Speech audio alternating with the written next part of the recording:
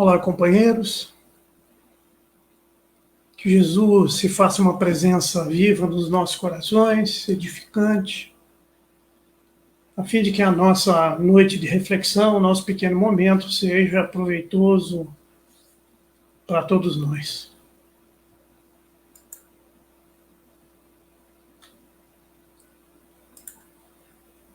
O capítulo de hoje é o de número 9 do livro Pão Nosso, Homens de Fé. É uma passagem de Jesus registrada por Mateus, que Emmanuel aponta. Aquele que escuta minhas palavras e as pratica, assemelhá-lo-ei ao homem prudente que edificou a sua casa sobre a rocha. Uma passagem interessante que nos traz grandes lições para a vida, porque muitas vezes nos esquecemos que o mundo ainda é um planeta de expiação de provas, de que eventualmente seremos atingidos por dificuldades. Pragas, pestes, pandemias, enchentes, desemprego, problemas sociais, fazem parte do contexto humano da Terra atual. E é preciso nos prepararmos para a vida. Nós temos uma dificuldade enorme disso, de imaginarmos que precisamos cuidar da nossa saúde enquanto jovens, que precisamos pensar no futuro, que precisamos construir todas as nossas realizações em bases sólidas, de honestidade, de correção, pensando na previdência e na providência. Então, quando estamos preocupados com a vida, quando pensamos no futuro, quando trabalhamos para consolidar conquistas de maneira justa, correta, honesta, nós estamos construindo a nossa vida, a nossa existência, as nossas realizações numa base sólida. E aí, continua Jesus nessa passagem, vêm os ventos, as tempestades, e a casa edificada sobre a rocha não cai. Ao contrário da casa que é edificada sobre a areia. A areia das ilusões, muitas vezes, é o componente da base das nossas construções terrenas. Mas, para o estudo de hoje, nós vamos entender a edificação no sentido da construção moral, religiosa, no sentido da fé, no sentido da relação que existe entre aquilo que nós falamos e aquilo que nós vivemos, exemplificamos. Muitos divulgadores do Evangelho, pessoas que fazem palestras, pessoas que são filiadas a determinadas religiões, que pregam a palavra de Jesus, já prestaram grandes exemplos de fé, consolidadas as suas crenças. Pregavam com eloquência, mas não esqueceram da vigilância indispensável ao justo testemunho, porque todos nós somos chamados a prestar um testemunho. Nem Jesus se eximiu de um testemunho de amor, de resignação, de altruísmo. Se nós observarmos todas essas grandes pessoas que marcaram a história da humanidade, nas atividades de caridade, de benemerência, do esclarecimento, da luz, do amparo, da assistência social, nenhuma delas se eximiu das dificuldades do mundo. Todas estiveram expostas às vicissitudes comuns da vida. Olha o caso do Chico Xavier. Quantas doenças ele não apresentou durante a sua existência terrena? Irmã Dulce com uma dificuldade enorme e outros tantos. Outros ainda que não enfrentaram a dificuldade das doenças do corpo, mas abandonaram vidas de conforto em lugares civilizados para se embrenharem em regiões ainda desprovidas de tudo que pudéssemos imaginar para atender pessoas, para levar. Me lembro aqui de Albert Schweitzer, que abandona sua vida confortável na Europa, um homem de sensibilidade, uma pessoa de virtudes, inclusive artísticas, pendores artísticos, e vai se embrenhar na selva africana para levar atendimento médico para crianças, para pessoas desvalidas. Então, mesmo que a pessoa esteja na atividade da divulgação do evangelho, nas pregações, que tenha diversas atividades de cunho caridoso, assistencial, ninguém está isento da problemática humana, ninguém está livre das chamadas tentações ou insinuações do mal. Costumávamos dizer antigamente dos cantos da sereia, que busca desviar a pessoa do seu caminho. Daí o caso de Emmanuel se reportar a questão da vigilância. Homens de fé, de palavra, de conduta reta, mesmo assim não podem abrir mão da vigilância sobre si mesmos, seus pendores, porque nenhum de nós aqui na Terra está nem perto da perfeição.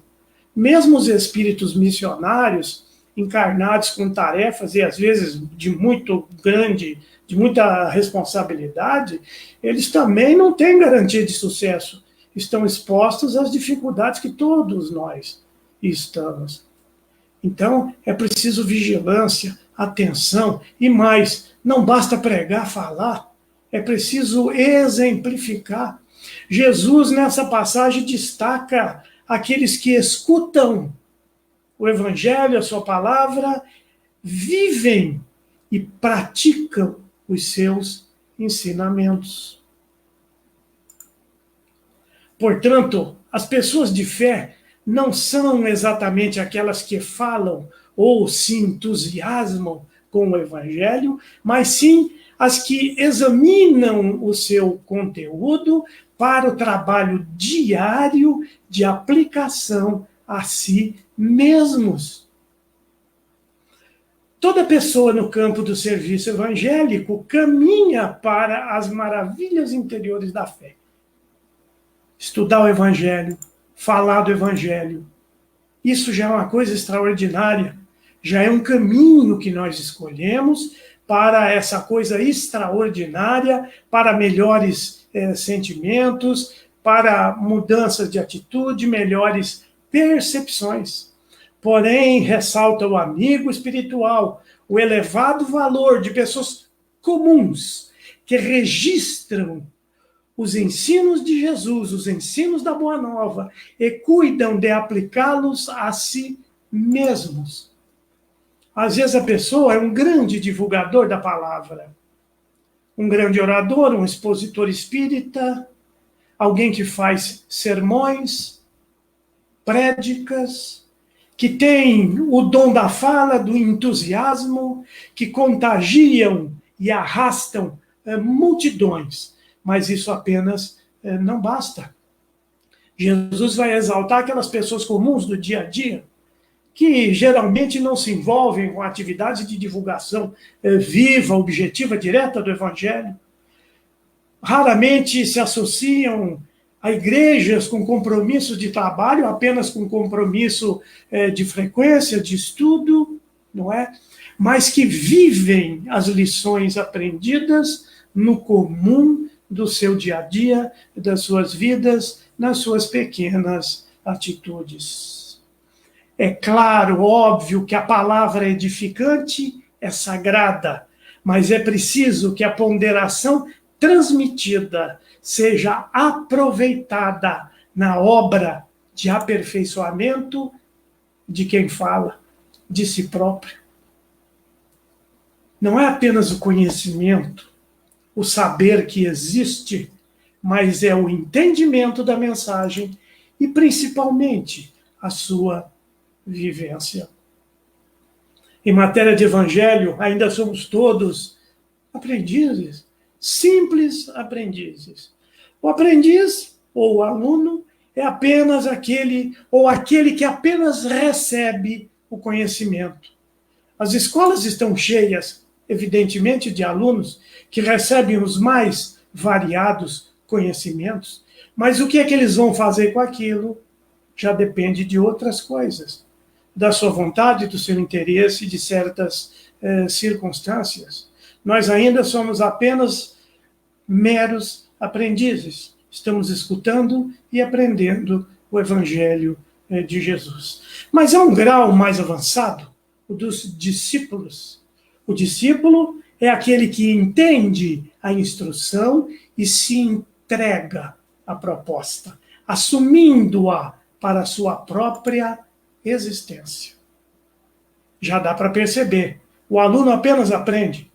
E como um aluno da escola pode aproveitar daquilo ou não, pode sair de lá e esquecer tudo, pode achar aquilo uma chatice.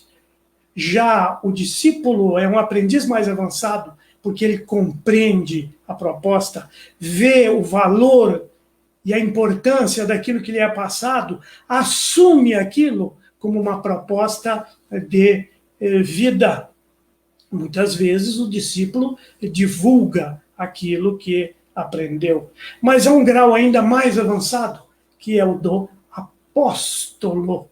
O apóstolo é aquele que defende a ideia além de tudo. É mais do que o aluno, mais do que o discípulo. É aquele que edificou a lição na própria alma e a divulga de forma natural e espontânea por pensamentos, palavras e ações. Alunos e discípulos podem organizar trabalhos lógicos, racionais, expositivos, podem fazer palestras, podem convencer a muitas pessoas. Mas o apóstolo é aquele que vive em plenitude a mensagem, é aquele que a defende. E como já houve muitos testemunhos na história, se precisar, com a própria vida física. E é aquele que a divulga a lição aprendida de maneira, na sua vivência, por pensamentos, palavras e ações. O apóstolo é aquele que verdadeiramente se transformou.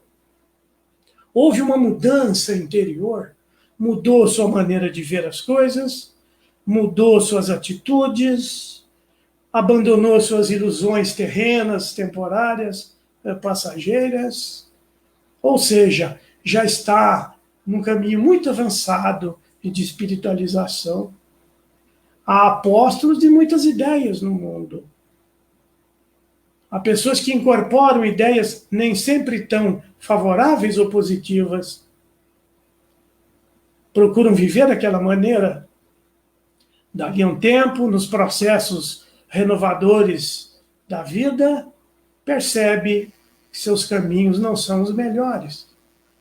Mas nós nos referimos ao apóstolo da palavra viva de Jesus, que é uma condição extremamente difícil.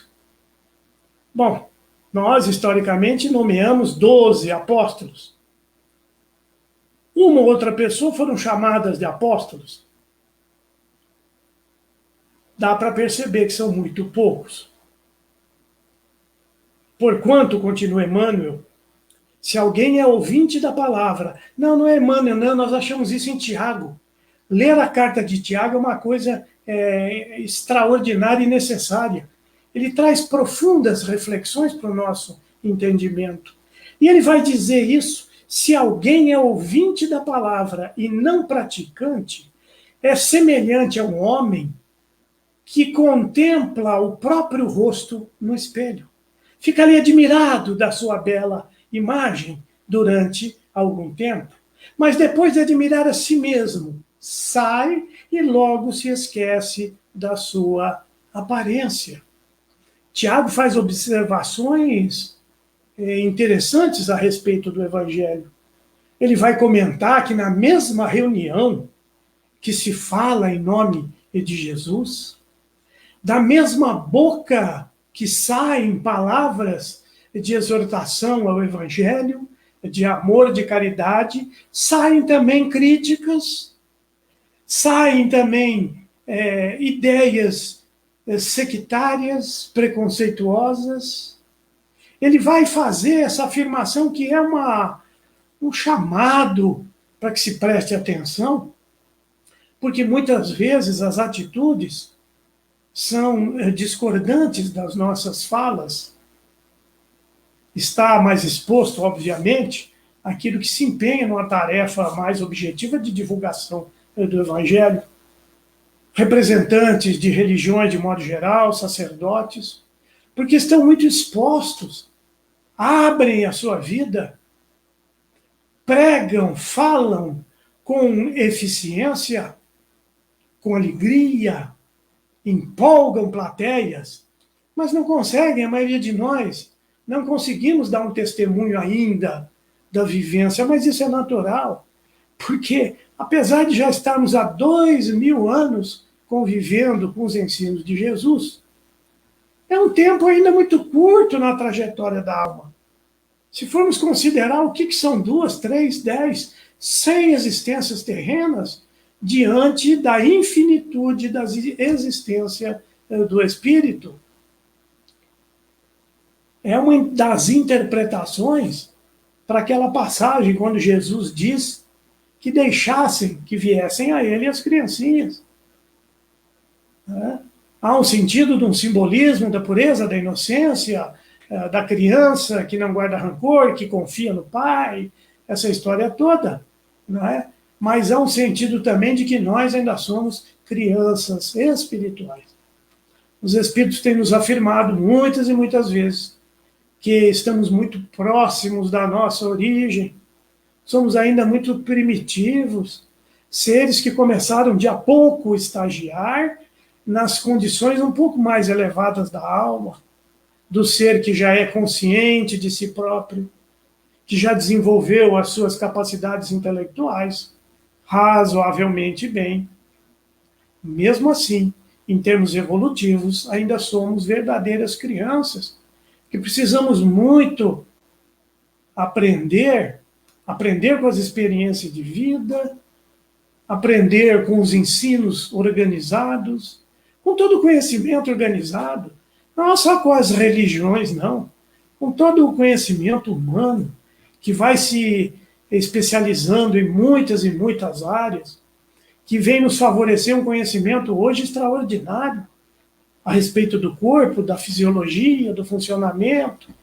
Mesmo assim, com todo esse avanço, a medicina comum, por exemplo, não consegue enfrentar determinadas doenças, porque desconhece ainda a realidade do espírito, desconhece o perispírito, que ainda é um corpo físico, embora de matéria mais sutil, ainda é considerada matéria, é menos densa que o corpo, obviamente, mas ainda é matéria, que sofre as repercussões dos desajustes da alma. Há um livrinho extraordinário de Emmanuel, Pensamento e Vida, onde ele vai afirmar que, excetuando-se as doenças comuns do dia a dia e aquelas que são provenientes da falta de higiene, todas as outras têm origem nos desequilíbrios da alma, do espírito. Então, ainda precisamos entender, descobrir a verdadeira causa dos nossos males, porque muitas vezes conhecemos apenas as consequências que se manifestam, especialmente no corpo físico, ou no corpo mental, como desajustes, distonias, não é? Tristezas profundas, depressões inexplicadas, mal-estar constante. Né? Isso para não falar das doenças do corpo, que não precisamos nem enumerá-las, já são conhecidas de todos nós.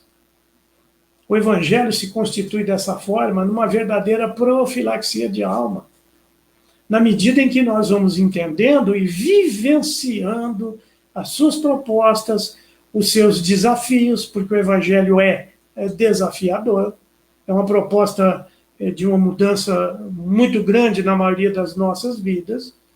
Não é? Somos aí razoavelmente mais ou menos evangelizados, em maior ou menor grau, pelo menos temos um conhecimento bem razoável do Evangelho, da proposta da palavra do Cristo.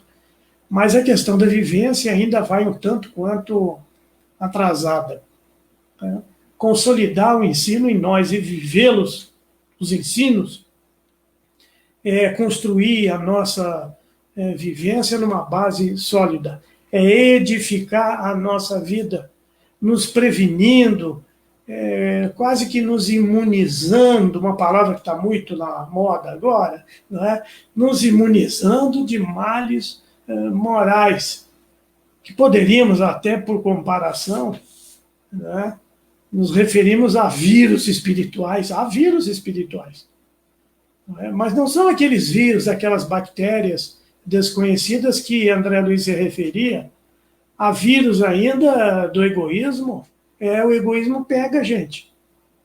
Emmanuel afirma que muitos corações são endurecidos, não porque sejam maus ou de pessoas más, é porque sofreram um choque constante do egoísmo das outras pessoas.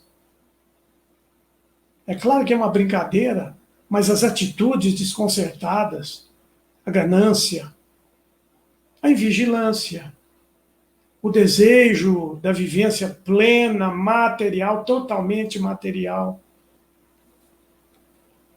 Isso provoca reação nas pessoas e na sociedade.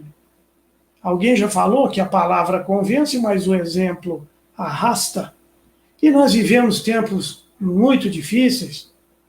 Há uma passagem no Evangelho, quando levam a Jesus aquele endemoniado que vivia nos sepulcros, nos cemitérios, e diante da presença de Jesus, ele se torna estentórico, raivoso, irado, numa reação drástica.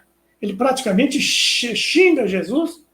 Não tenho nada contigo, que queres comigo, ó Nazareno? Não é?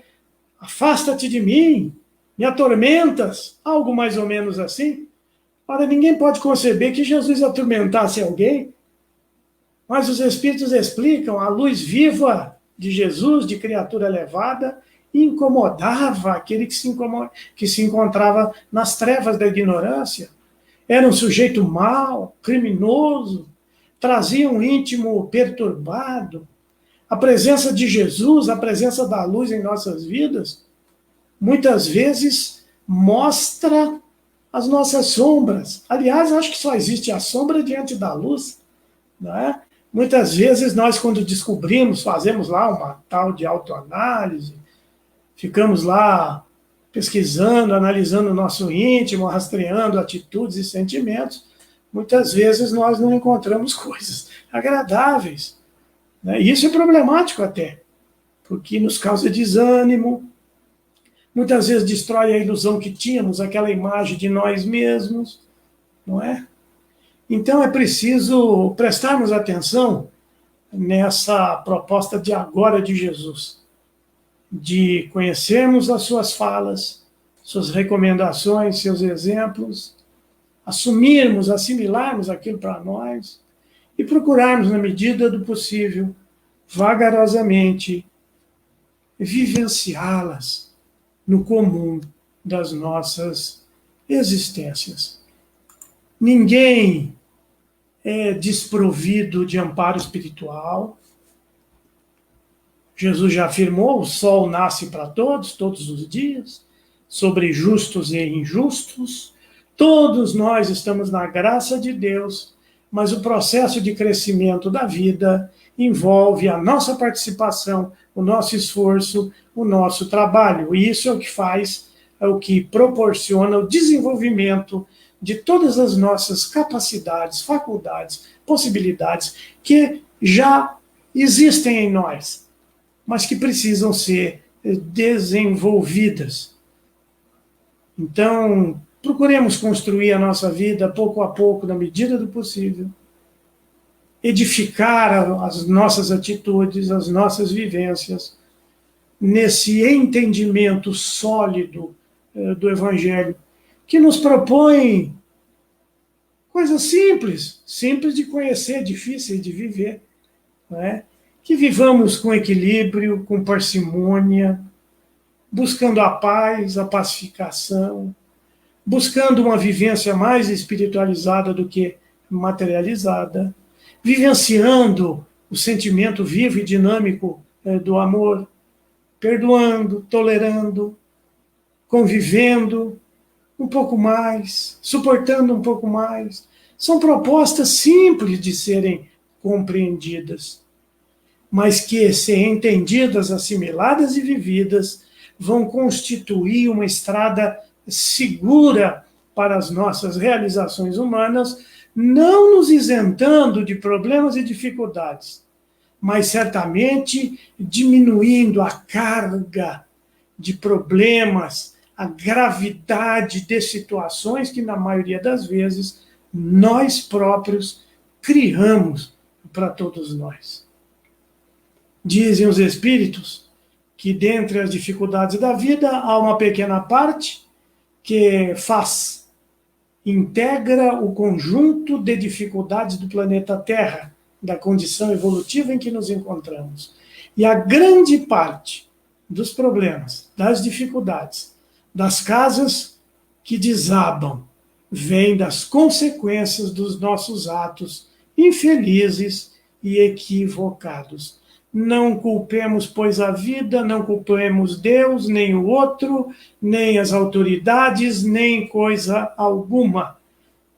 Se há algum processo de comprometimento, de causa em nossos tormentos, pelo menos na maioria deles, advém de nós próprios, da nossa incipiência, da nossa infantilidade espiritual. Vamos encerrar por aqui. Que Jesus nos abençoe.